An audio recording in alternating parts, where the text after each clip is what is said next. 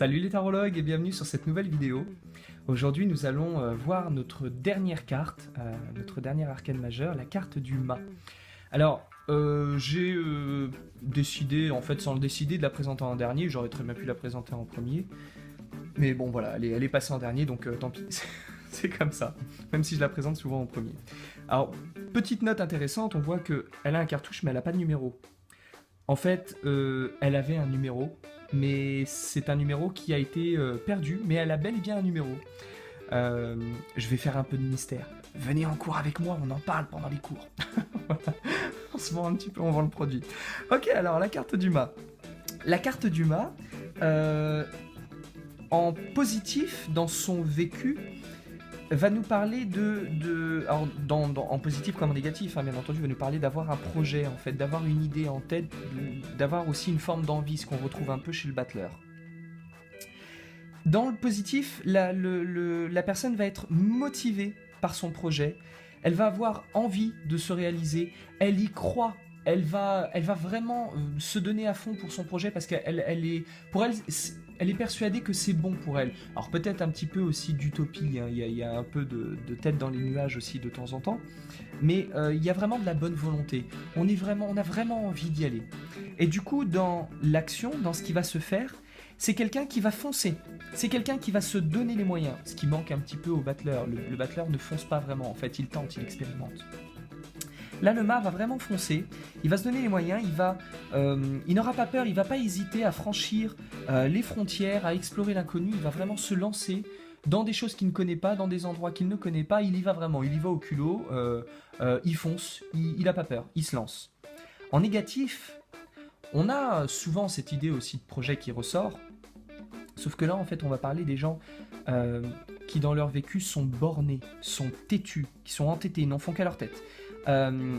Ils n'ont pas conscience en fait de la réalité. Ils sont tellement obnubilés par ce qu'ils ont dans le crâne que tout bon sens leur fait défaut. C'est peut-être aussi pour ça que souvent on dit que cette carte c'est la carte du fou. Et du coup dans son action, le mât va fuir. Il va fuir, il va partir. Alors ça peut être une fuite en avant. Moi je dis souvent c'est une fuite en avant, surtout dans les couples quand on voit le mari qui est représenté par ça. Oh, je pense qu'il a déjà préparé sa valise. Effectivement, généralement, les personnes confirment que monsieur a déjà pensé à prendre ses clics et ses claques. Madame aussi, hein, ça marche aussi pour madame, hein, pas de sexisme aucun. Et souvent, ça va nous parler aussi de se déresponsabiliser. Alors, pas comme dans le soleil, je sais pas si vous vous souvenez dans la vidéo pour le soleil, on avait déjà parlé d'une forme de manque de prise de responsabilité, mais dans le sens où on accusait l'autre. Là, c'est pas le cas. Là, on n'accuse pas du tout, en fait. On s'en fout. Très clairement, il se passe ça, je m'en fiche. Ça m'intéresse pas, ça me concerne pas. Je prends mes affaires, je m'en vais. Même si c'est de sa faute à lui. Non, c'est pas de ma faute. C'est pas de ma faute, c'est de la faute de personne, je m'en fous, ça n'existe pas. Et en fait, dans un extrême négatif, on va parler des personnes qui s'exilent, qui se chassent en fait elles-mêmes, qui peuvent être chassées aussi, mais dans le vécu, on voit au travers du vécu, dans l'idée d'être borné et de penser à des choses qui dépassent les autres, on va voir du coup qu'en fait on va s'exiler, on va s'auto-exiler, on va s'auto-chasser, on va se virer de là où on est, et à ce moment-là on fait de nous une sorte de paria, quoi.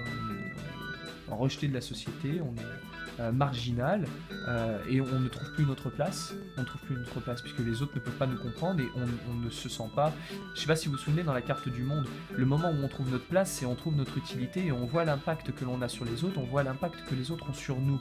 Et à ce moment-là, on dit que si toi tu coules, je vais couler avec toi. Lui il dit le bateau coule, je m'en fous, j'ai suivi les rats, je me taille. Donc on a vraiment deux manières complètement différentes de voir, même si fondamentalement le principe reste le même. Donc voici pour cette dernière carte.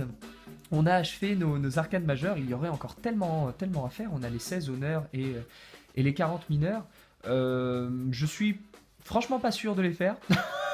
On verra, selon l'envie. Peut-être les 16 honneurs, parce que j'aime beaucoup ces cartes, j'ai beaucoup d'affection pour elles.